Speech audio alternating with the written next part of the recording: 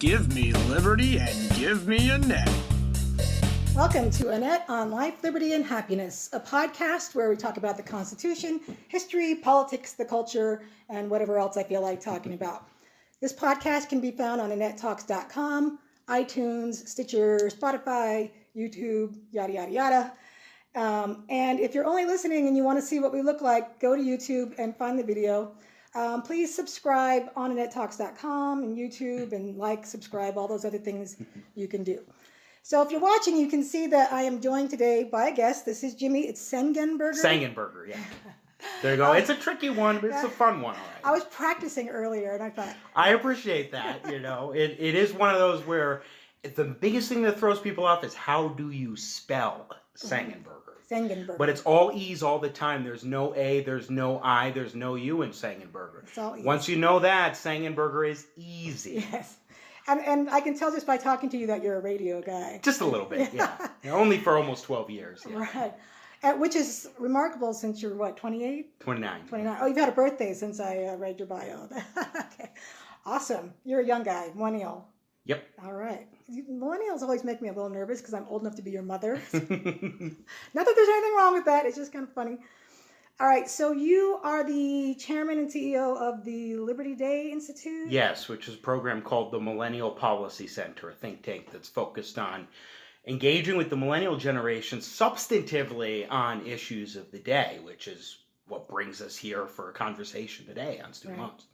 We're going to be talking about why college is so expensive and what we can do about it and student loan debt and all that. Mm-hmm. So, but you're you write policy that's geared towards millennials, right? And then do you try and influence policymakers with this? Or? A little bit. We provide our research to policymakers that might be of interest or that might find it interesting to look at. We're not a lobbying organization or anything. We're a C3 nonprofit, so it's purely an educational effort, but we really delve in deeper into the issues and try to get underneath the hood and figure out what needs to be done in order to solve the problems facing the country today and then present some ideas and solutions. Awesome. And do you engage with people younger than millennial as well? Yeah, no, there's a little bit with the Generation Z, especially older Generation Z, that there's a border on the millennial generation. We define it at Millennial Policy Center, the millennials, as being 1981 to 1997 or 98. Oh, okay. The disagreement is more on where it ends than where it begins. Most demographers and Pew Research and others will say that the millennial generation begins 1981. There are some who quibble with that, but they're wrong. The difference is that can be, I think, more legitimate is where the millennial generation ends. So mid-90s to late 90s is probably a good ending point. So how long are you... All right, I was going to go into further of that, but I don't think we need to. But you're also on the radio here in Denver, KNUS. Yes, at 710. Yeah. And when are you on? Oh, thanks for asking. Saturday nights from 5 to 8 p.m. Mountain Time. All right. And you also can be found at millennialpolicycenter.org. Yes, right? Which is where, as we talk about the higher ed and student loan issue, everybody can check out research I've done, videos, a lot of work on this topic on millennialpolicycenter.org, particularly under the issues and ideas tab on our menu on the website. All right. Yeah, I've seen those videos. They're kind of fun.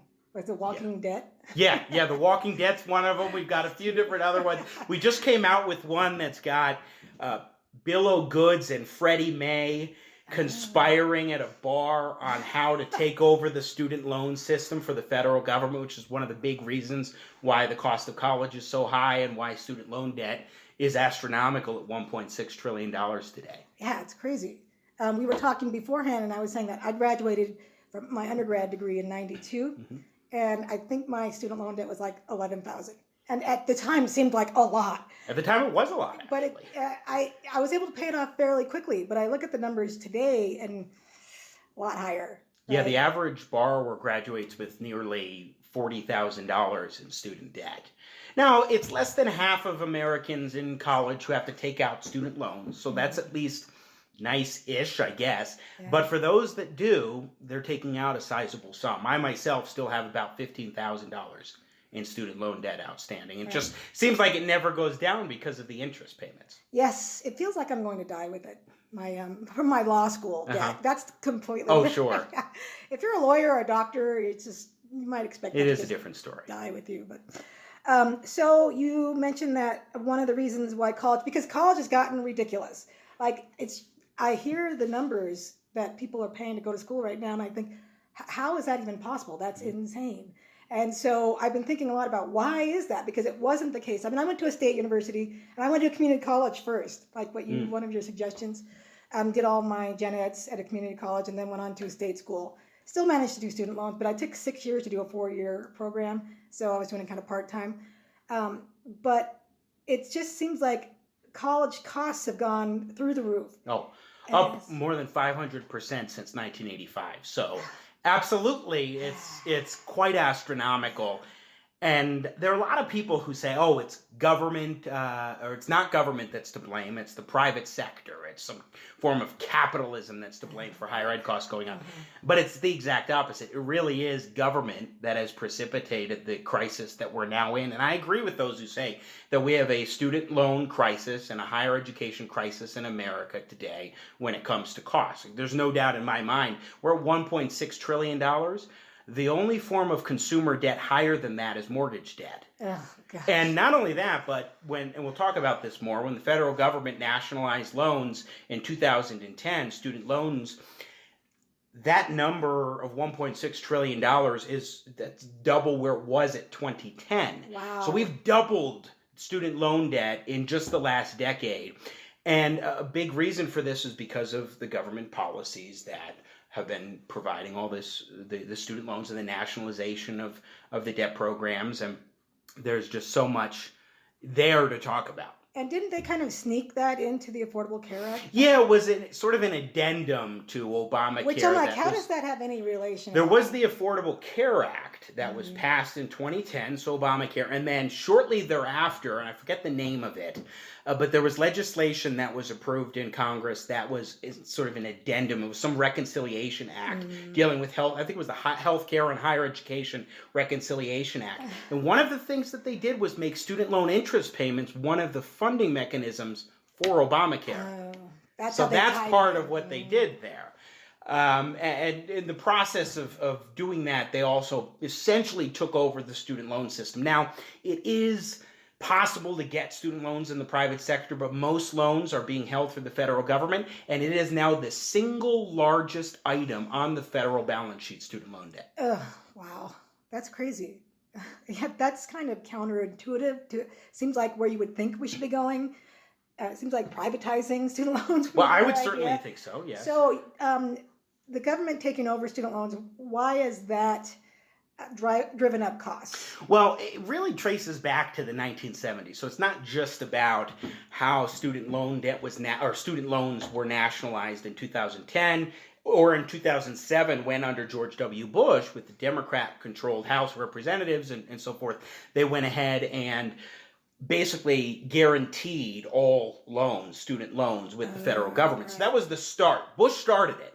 Then Obama really piled on, although it does trace back to the 1970s when they started really picking up the student loan system and saying, okay, let's have more and more of these loans get out there as a way to help pay for college. But the biggest thing that traces back to the 70s but was really codified in 2005 was this idea of bankruptcy protection being virtually eliminated. Now, it's still possible. There are ways to get rid of your student loan debt, discharge that in bankruptcy. But for the most part, if you are deeply in debt, it is virtually impossible, unless you have the right people working for you, and even then it's challenging, to be able to get your student loan debt included in a discharge in bankruptcy. Whereas all other forms of consumer debt, virtually, you can discharge.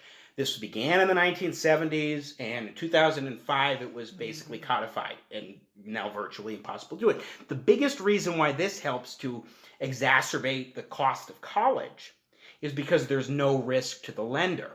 That is to say, if you're not worried about the prospect of bankruptcy discharge, then why not just give out a loan to somebody, because there's going to be no consequences. Right. In fact, some research even suggests that the federal government makes more money on defaults of student loan debt than it does on you actually paying it back. It's just an interesting little phenomenon. It's, I'm not too well versed in how the mechanics of that work, but what I've seen has been pretty fascinating. But what I'll just say is that when it comes to the higher ed costs and the role of bankruptcy discharge being virtually eliminated or virtually impossible over time, if there's no risk to the lender, of course, they're going to give out the loans. And then the colleges and universities, they get paid up front before you start going to school. And there are no consequences to them if you do default on your debt. So that means they'll just keep accepting the money that comes through loans, grants, Pell Grants, for example, whatever, and they will continue to raise costs. In fact, the New York Federal Reserve Bank in 2015 did a study and found that for every dollar that is given out in subsidized loans, unsubsidized loans, Pell Grants, what have you, from particularly the federal government, there is an increase in tuition averaging about 60 cents on the dollar. So more tuition, more student loans, more grants equals higher costs. Yeah. And is it because of the supply and demand thing that everyone knows that they can get the easy money, that so people that maybe weren't going to go to college are now going to college, and so there is so many students coming in that colleges are like, yeah, we can charge whatever we want? Yeah, it very much is the case. Absolutely, great point in that. When it comes to higher ed costs, it's a lot like healthcare, third-party payers. When somebody else is doing the paying, or it seems like somebody else is doing the paying, you're not going to be so sensitive to that price, and you're going to continue to use that service as often as you feel is necessary. So you're not going to go back and get your master's or whatever? Like you can't find a job after your bachelor's. Well, maybe I'll go back and get some more student you're loans. 18 years old. You take out however much student loan debt you need to. You're not paying that bill yet, not until you graduate. And the loan's going to be given out because there's no incentive not to give out the loans. Right. Not likely that you're going to be denied a student loan application that you put in to be able to get that financial aid. And so then the money just keeps flowing to these higher ed institutions. In fact, in 1987, I think, Bill Bennett, then Secretary of Education under Ronald Reagan, pointed out in 1987 or thereabouts that because of all the grant money and student loan money that's being given out, colleges are blithely able to raise their tuition without any concerns. And his point has been known as the Bennett hypothesis, and it truly has borne out. Bennett hypothesis from 87. Yes.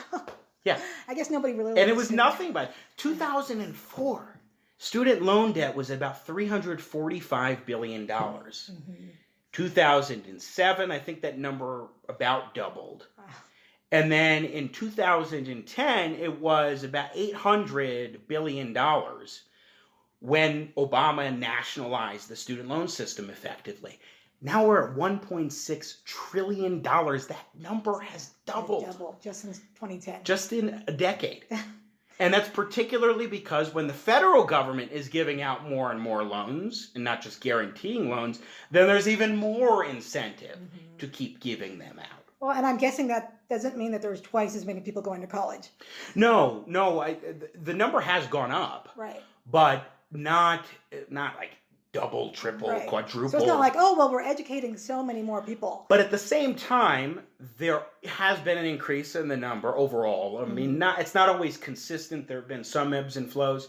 But by and large, it is higher. And that's part of the problem is that if you have, going to your supply and demand point, if you have basically a stagnant supply of colleges and universities, you don't have all sorts of new ones that are popping up to meet the supply and what have you, particularly because of accreditation issues, which we will talk about, then you have more demand. So to meet the demand, not meet the supply.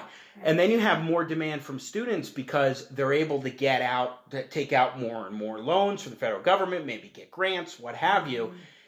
The supply and demand curve then means that the price will go up because supply remains the same and then demand is going up. So prices have to increase, or at least theoretically, particularly because the colleges and universities have no worry about jacking up the price. Yeah.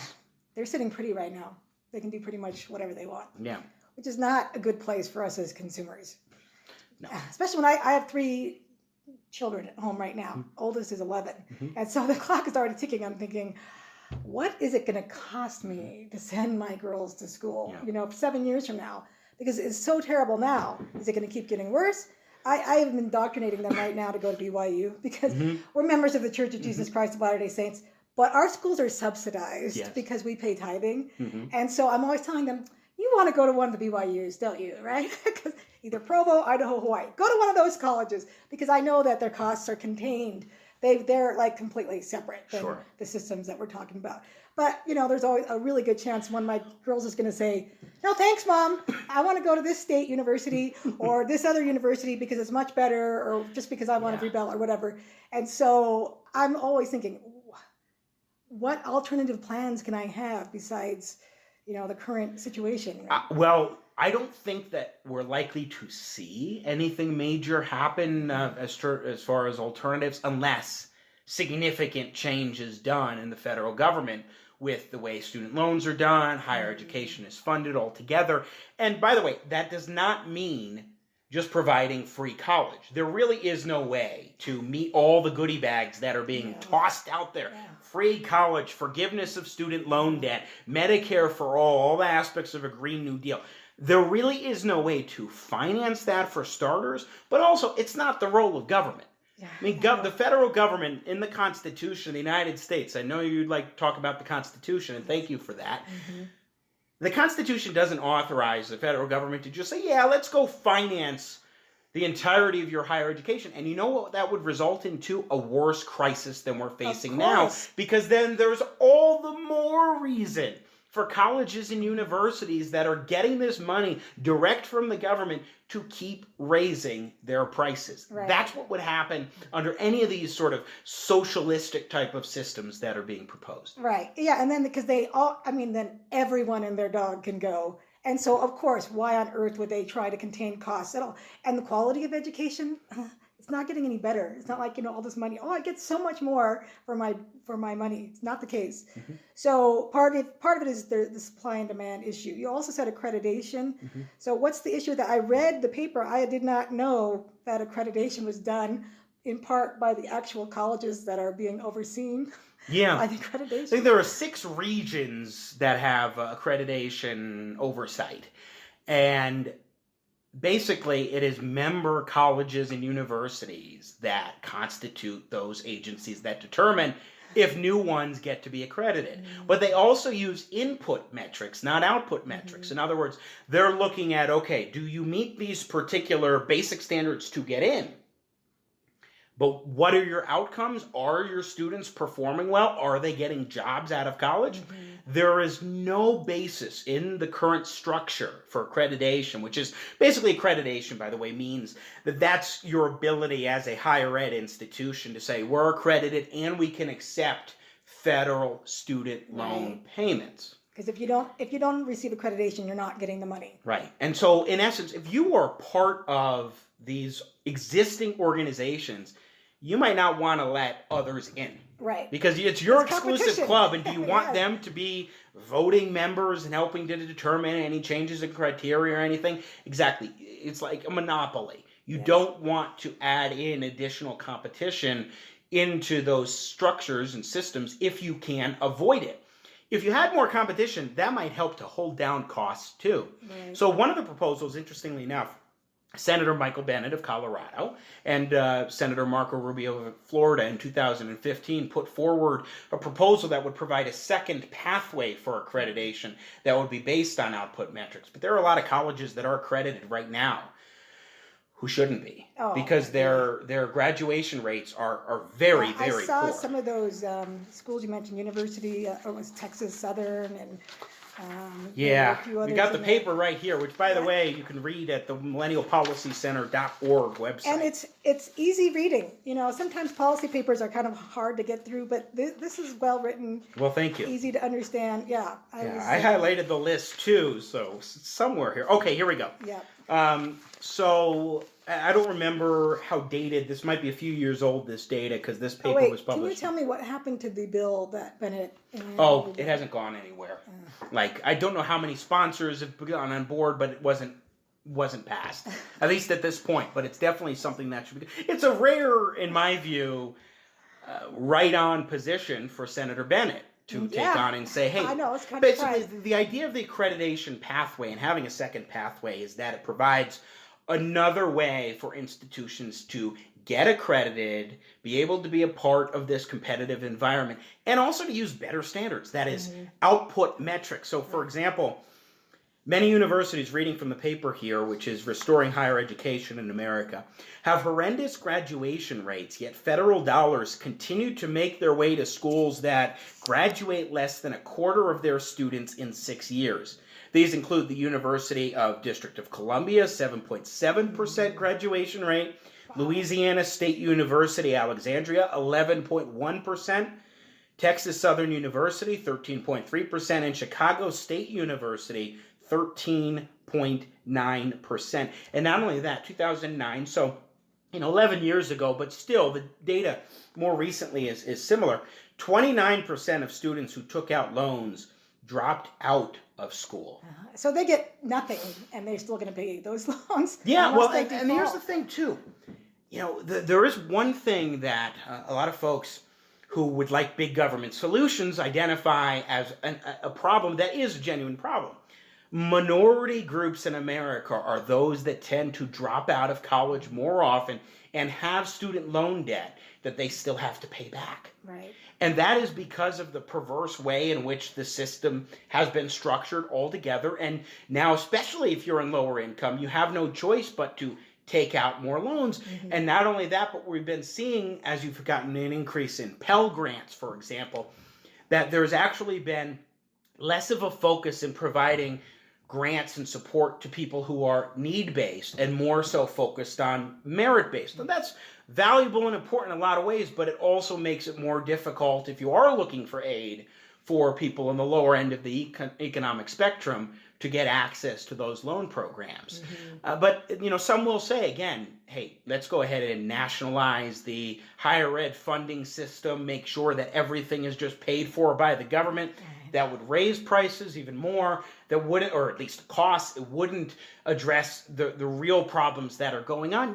You cannot divorce something that you think is valuable from economic reality. Yes. Just because healthcare is good to provide to people, just because higher education is good for society, doesn't mean that economics don't apply. Supply and demand, market factors always apply in every circumstance. There's always going to be a cap on the number of students that can attend a university at any given time. And so especially if we provided free college, so to speak, tuition subsidized by the federal government, then more and more people would just say, let's go ahead and go to college. And they're not increasing the supply, especially if they don't address accreditation issues, for example. And that means that there is more competition for students to get into even basic public colleges and universities. And then more will be priced out of the system in a sense because they'll have to be selective. And bigger class sizes, and if they do increase all the sorts of numbers of things students that they bring in, you get to water down the education you get, or you're not getting in. So accreditation is one important way to address this, because what that would do is bring some more competitive aspects into the system. So I thought it was funny that one of your ideas was, let's get rid of accreditation altogether, and then you said obviously that won't happen. Yeah, thank you for bringing that up. But it would be kind of cool. The libertarians who are watching would probably say, well, why are you keeping accreditation? Thanks for bringing that up. I absolutely would disown the idea of accreditation. I would get rid of that, at least government run and government involvement. I mean, this monopoly is sponsored basically by the U.S. federal government. Right. And so I would get rid of that and allow for other market-based institutions to make those determinations. That's not going to happen, at least not now. So at least if we have a second alternative pathway, we can get there. I also think we need to consolidate the student loan system. I mean, there are multiple programs available. You have to figure out which one is best for you and how to make this work. So I don't want to get into the details of how I would put the monetary amounts that you can get and so forth, though I have specifics on the paper. But I would consolidate the subsidized and unsubsidized student loan system just for a general student loan program for undergrads. There is the Parent Plus loans that post-secondary people who are going to law school or medical school, they can take out those loans, or parents can take them for undergrads to help their kids. I would consolidate that and adjust how that's operated as well. And then the Pell Grant system. I mean, I understand the value that folks look at this program of Pell Grants and helping provide funding to those who are the most disenfranchised financially, if you will, and what have you. And they want to help them to get into higher education. But the problem is that the way the Pell Grant system is structured is very much flawed. And so I would switch it to a voucher program and then let it follow the student wherever they go and add some competitive So aspects like you get there X as well. amount of dollars and you take it wherever you want to go to school instead of I'll Yes. just give it directly to the school. Yes, the schools get it based on enrollment numbers, if I recall correctly, that are in certain socioeconomic groups, but it goes to the school directly and not from you, the student, when you decide you want to go to a particular institution. And again, going back to that 2015 Federal Reserve study, Federal Reserve Bank of New York, they found that Pell Grants actually increase the cost of college. I think it's 55 cents for every dollar. Just like the student loans. In Pell Grants that comes So there's in, got to be a way to fix the supply and demand, basically. We need a higher demand. So, I'm sorry, a higher supply. That would be one aspect if you, through accreditation, for example, allowed more institutions to get in more easily and used output metrics to make sure that they're actually doing what they're supposed to do, that college graduates are finding jobs after college and so forth. So I think there's a lot there to keep in mind. Also, the bankruptcy protection aspect. So when it comes to student loans and those who are deeply indebted and on the verge of default because they can't discharge it in bankruptcy or because it's virtually impossible to do so, restoring that isn't just going to allow an out for those who are on the verge of default. Restoring that is also going to restore risk to the lender. Right. So that there's an incentive to say, okay, should we go ahead and give you this loan? Look at some different aspects to it. And then where are you going to school? That could be one aspect. What programs do you want to participate in? In other words, are you going to be able to earn some money when you get out and repay Are you the getting loan? a degree that is valuable and will be something with earning potential after you leave? Right. Or are you doing underwater basket weaving? I mean, there is a place. Okay, women's studies. There That's is one a of place. my favorite ridiculous. Yeah. Well, there is a place for women's studies, maybe as a minor. Ethnic studies as a minor, unless you're going to actually become a professor or do some specific research job, you're not going to get a decent job. There's a good chance you're going to be a barista at Starbucks for many years and not find another opportunity. But it's important to note that what I would do in restoring bankruptcy protection is I would also put colleges and universities on the hook. If you graduate from college and you end up having to discharge your student debt in bankruptcy because that's a little easier to do under changed laws in accordance with my proposal, that college or university should be on the hook for a percentage of the losses. Or if you default on your student loan debt, they should be on the hook for a percentage of the losses. Because then what that means is they're going to guide students better towards degrees that will actually earn them a living out of college. And they're going to help them to make better decisions in their life, to make sure that they are performing well academically and so forth. And then also using better standards as far as admitting people into these colleges and universities. So we have a lower dropout rate as well. So you add risk to the lender, largely the federal government, at least as of now, and then you also add risk or skin in the game to the higher ed institutions, so they have to be smarter all around. Then you can still have financial aid programs and so forth, but if you adjust how the aid is given, whether it's loans or grants, and you focus in on some structural changes, then you can help to bring down the cost. Now, I would also allow existing borrowers who are deeply in debt to discharge that debt in bankruptcy more easily than is currently allowed, but you couldn't ex post facto go back to the whatever school. I went to Regis University. If I have no intention of going bankrupt with student loan debt or what have you, but if I were to, hypothetically, you couldn't say, oh, Jimmy graduated in 2011 and now he's just charging debt in bankruptcy, and that wasn't allowed at the time that he went to school.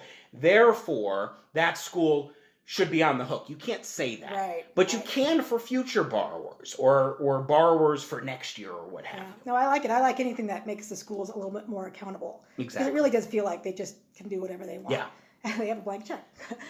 I like some of your other ideas as far as encouraging community college. Like I mentioned, I don't know if it was before or after we started recording. Yeah. But I went to community college for 3 years. Yeah, and you I did mentioned that, all of my general education credits out of the way. And then, Yeah, my father did that too. He did 2 years community college and then 2 years of college in upstate New York. And also, a lot of high schools here allow seniors to start getting college credits while they're in high school. Yeah, both from AP programs or, IB, and you can even participate in some of the community college offerings and so forth. For me, I went to Regis University in 2008. I graduated in 2011. I took a few summer courses, but I'd come in with, I think, 18 credit hours, which is just over a semester. Wow, that's really good. And then I, piled up to do 18 credits, a couple of different semesters or however it was, along with some summer courses and a summer internship in order to make it more possible. So I also went to Regis University, and my parents helped me out with what they could. I also got the maximum amount that I could get for some support from, scholarship from Regis, and then I took out loans for the balance, and hence why I'm still paying off some of that debt. But I was able to make it feasible for me to go there. We need to make it feasible for more students to go to college and have a pathway, and that includes community college, trade schools. In fact, one thing that I would open for accreditation, I would open up accreditation possibilities to trade schools, so you can get federal student loans to go to a trade school as opposed to just to a 4-year college. Yeah, I like that idea because we've been indoctrinated, I don't know for how long now, that everyone needs to graduate high school and go right to college. Well, that's not really the case. There are a lot of people that's not really where they belong. And if they want to go and be a plumber or a carpenter, why do they need a 4-year degree for that? Right. They don't. They probably need trade school or what is it where you follow someone around for a few years and like shadowing, internship type of program. And I'm thinking of another. Oh, apprenticeship. Yes, apprenticeship. Yeah. There are a lot of alternatives to 4-year degrees. Yeah. That could cost a lot less. And I agree. Give them, if you want to give them federal help, it's probably going to cost a fraction of what it would for a 4-year, and they don't need the 4-year. Yeah. So alternatives are great. So awesome. So we've got some good ideas floating around here. And as you said, the paper, we have multiple papers that I've written at millennialpolicycenter.org. And this particular paper, Restoring Higher Education in America, I had a revised version that went out in January of 2018. It is easy to follow along with. It's not excessively long, and it's about a dozen pages, and plus a lot of facts and citations to support the arguments presented. But there are a slew of ideas. There are many others that we haven't gotten into that we could easily delve into for a whole hour of conversation, going really underneath the hood.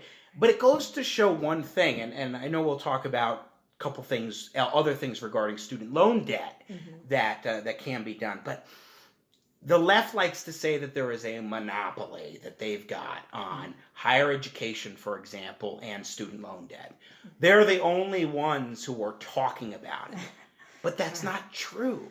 The fact of the matter is that there are plenty of other ideas that actually get to the heart of the problem. They've identified a correct issue. We have a crisis right now in higher education today from the costs and student loan debt. It needs to be addressed. The problem is they identify the wrong reasons for it.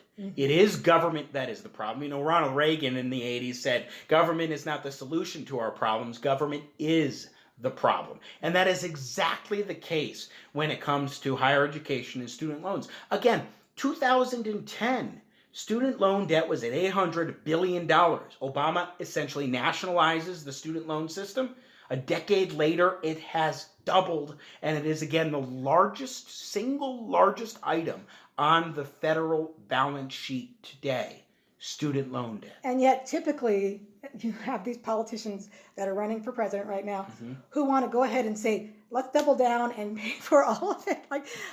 That's so typical of government. Let's take something that's wrong and fix it the same way we've been fixing it to get it to this point where it is right now. Double, triple, quadruple down on that. So Yeah. Now, on the student loan debt issue, because this one's important to me in a number of ways, and I understand that it is important to a whole swath of mostly millennials and Gen Xers today. Although, interestingly enough, the largest group that is defaulting on their student loan debt is not millennials. It is 40 to 49-year-olds. And that's particularly because they've taken out their own loans that they may still be paying back and loans for their kids through Parent Plus loans. Yeah. And then that's stuck with them. So part of the deal, I was able to, for my time at Regis University, to take out Parent Plus loans through my parents. And they said, we'll do this, but you have to prioritize paying back the Parent Plus loans that are on us after you graduate. And that's exactly what I did. So you're paying the loans that they took out. I already paid that off. Oh, I paid that off pretty quickly. Good for you. What I'm still paying is my own student loans. But that was good of you to get your parents' debt out of the way Exactly. first. 'Cause No, I think that's a perfectly reasonable way for parents to go about it. Yes. I will help you. We'll even take out loans, but you prioritize this Yeah. and make a point of ensuring that they do it. Right. So You have some great ideas. There are a couple of bills as far as helping to repay student loan, because some of us are sitting out here with student loans saying, yeah. oh, it's nice to think about lowering college education, but I'm done. What can I do with the debt that I have now? And so Yeah, if you're working today, you can get $5,250 in support payments, tax-free from your employer every year. to go to college.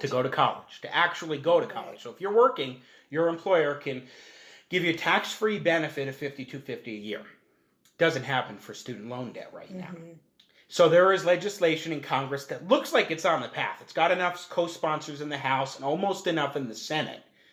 At the federal level, it's the Employer Participation in Repayment Act. The So I'm EPR. starting here with the bill that has been put forward, for example, by Representative Rodney Davis of Illinois. He's one of the leading advocates for this legislation. There are others that have been putting forward this idea or co-sponsoring on this bill.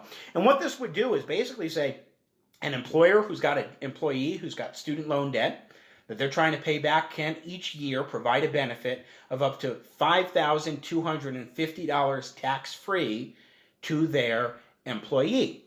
This is not a handout because you actually have to work in order to do it. Your employer has to actually say, yes, I will do this. And of course, the federal government has to say, yes, it's tax exempt. Right now, there are employers who are providing benefits to their employees for student loan payments, but smaller businesses especially aren't really able to do it because then they have to pay taxes on it as regular compensation. Now, one might say, I think appropriately, that this could cut into take-home pay that you would otherwise get. There are a lot of millennials who are actually looking for employers who are saying, yeah, you'll get your base pay, but we'll also help pay back your student loan debt. They're specifically looking out for this. And so this bill's making some real headway, and it's one of a few ideas in Congress right now to actually engage employers in helping their employees pay back their debt. And it's funny because when I first read the idea behind it, I thought, why would employers want to do this? I've never even heard of this before. And then I read through it and I thought, oh, this makes perfect sense, especially in a place like Colorado where unemployment's very low. And so there's a lot of competition between employers. Well, wages are finally rising already in the last few years, which has been very encouraging, to be sure. So in my most recent paper on student loan debt, Easing the Burden of Student Loan Repayment, we talk about the Employer Participation in Repayment Act as one bill before Congress. There's also a great piece of legislation that U.S. Senator Cory Gardner of Colorado put forward in late 2018. And what this bill would do is something very similar but different in terms of the structure.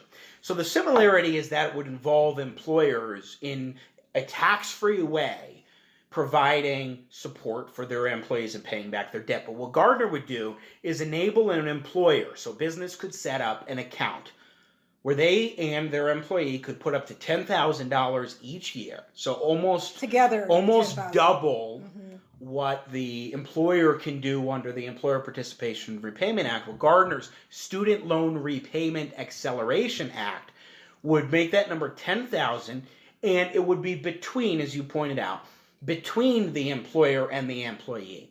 The employer could first determine, do I want to do this? Second, how much do I want to pay into the account? And how much do I want my employee to be able to pay into the account? Could be 50-50, could be 60-40, 40-60, whatever. But it's all with no tax Right, consequences. it's a tax-free benefit. I Kind of really- like a 401k, 401k, right? Right. I actually liked that second one better just because it applies to self-employed individuals. Yes, so there also is an above-the-line deduction. That is to say, where you could basically just right off the top take off $10,000 if off of your tax bill, basically, if you are a student loan borrower who's paying back and you are self-employed. So that means that there are two ways to go about it. I agree with you. I like the idea that if you're self-employed, you're not denied some sort of a benefit. Because like you mentioned in the paper, a lot of millennials and frankly older people like myself are really into the gig economy, like you mentioned. Exactly. Because so many of us are like, I don't want to do a 40-hour a week, 9 to 5. Maybe I want a contract and I want to take this job over here and this job over there. And we want the same benefit that the other one, the first one you mentioned. But you said the first one is on a path right now to be Yeah, it seems like it. I mean, it has enough support, like at least 220 co-sponsors in the House, enough to get through. It just needs to be attached to some other bill. Yeah, why is that? The annoying thing in Congress is that it's all give and take. What bill can this be on, and what bill will they allow it to be on, and what have you. Colorado, here where we are, it's single legislation. So you cannot have a student loan bill that includes healthcare components unless it's the budget. Right. You cannot have two issues that are commingled that aren't similar. In Congress, that's basically how they do business. I know, I hate that. Which means that you have more pork barrel, you have more give and take trading, lobbyists getting involved in trying to determine what things are allowed in, what things aren't. So the Higher Education Reauthorization Act or tax legislation, I mean, these are things where either of these bills could theoretically be attached. So there are enough co-sponsors in the basic bill for the Employer Participation and Repayment Act. That's the 5251. And then on the Senate side, they have, I think, just almost the number of co-sponsors that they would need, which would be 60, in order to get this through. Oh, we really need this. I think this would be huge. Yeah, well, I do, and I do too. And I think the biggest reason for it is that it's a way in which to go about it that's not some massive government scheme. Okay, it involves the government giving some sort of tax carve-out. But it's a sensible approach as opposed to one that makes no sense, that would be astronomical in cost, that would also get rid of any personal responsibility components, such as forgiveness. In this case, you have to work in order to get the benefit. Even if you do the above-the-line deduction, you're self-employed, you're still self-employed. Right. So it's not just a handout from the government. It's actually saying, okay, you got your degree and now you're working. Let's help you out, or provide an opportunity for an employer to do that. And you're still paying it. Yeah. You're just getting a tax break on it. That's right. It's just making it a little bit easier to make those payments. Exactly. So in other words, the bottom line is there are a lot of ideas out there that are much more free market based, not massive big government schemes that can address both the cost of college and the crisis there and the student loan debt. For example, restructuring the way the student loan system is done in terms of the programs like how Parent Plus loans are structured and individual loans for undergrads, taking the Pell Grant and making that a Pell voucher program. Going ahead and reforming accreditation, as we talked about, restoring bankruptcy protection, which is a twofer, giving those deeply, deeply in debt a way out, and also restoring risk to the lender and putting higher educational skin in the game for those colleges and universities that are teaching students, and then also dealing with student loan debt that's existing through programs like what Senator Gardner has put forward, or Representative Davis. And again, at millennialpolicycenter.org on our Issues and Ideas page, which you can get to right on the top menu, you go to the one that says Restoring Higher Education in America, and all these papers are there. We've got several videos, some commentary, some entertaining ones. You mentioned The Walking Debt before, which is all about bankruptcy protection. By the way, the bankruptcy protection legislation in Congress that has dealt with this has been sponsored primarily by Democrats. And also Elizabeth Warren is a past co-sponsor of proposals to restore bankruptcy protection and have higher education skin in the game. So there are bipartisan ways to go about it. Instead, they're focusing on the big forgiveness ideas or free college. Even Warren understands there are other ways to go about it. Yeah, isn't that funny? They forget that when they're on the campaign trail. Yeah. Of course. So I will link to this website. Thank you. In my show notes. And if anyone wants to reach you with questions or anything, can they email you on this website? Yeah. The millennialpolicycenter.org website has a contact page, or Jimmy at millennialpolicycenter.org. You can email me. Happy to take questions, have conversations about any of this stuff. I think there's a lot out there, and people just aren't talking about it. I think that the ones with the monopoly, or the ones on the issue, or the ones that are proposing big government schemes, couldn't be further from the truth. Yes. And I have one last question for you after this whole discussion and reading and listening to you. Are you ever going to run for office? I don't want to run for office. Never say never, but personally I have no intentions of that. I have other sort of goals in media and the policy space and what have you. Being more of an outside voice that is informing and educating people as opposed to actually being in a legislative or executive position. Well, I can understand that. It's kind of a dirty game. Well, there are any number of reasons why. I would rather stick with sort of the path that I'm on as opposed to going in the elected route. But, never say never. Okay. You never know what might happen. But Annette, I appreciate the opportunity to talk with you and your viewers and listeners. No problem. Well, you've done a really good job with these papers. Your website's got a lot of great information. So I really encourage you all to go there, do your research. You need to be educated about these things, especially as the presidential campaign comes up. And especially as a lot of millennials are not really researching and thinking through these issues, and they're just kind of... Well, they're not even aware. Yeah. That's the thing. Going to the monopoly point, they're not aware that there are other ideas out there. And that's exactly why I and the Millennial Policy Center have really taken on this issue as one of the key subjects. We've also taken on the environment, providing free market solutions to environmental issues like climate change and a whole slew of other topics. Then I think you need to come back on again sometime. That would be great. So go to millennialpolicycenter.org. Do some looking around, reading. You need to educate yourself. Don't just buy into socialism. There's so many better ways. And you can find this podcast again at AnnetteTalks.com, iTunes, Stitcher, Spotify, YouTube, yada, yada, yada. Please subscribe, listen. You can reach out to me. You can send me an email at AnnetteTalks.com, make comments on the website or on YouTube or on Facebook at Facebook Annette Talks. Thanks again, Jimmy. Thank you. And thank you all for listening to Annette on Life, Liberty, and Happiness.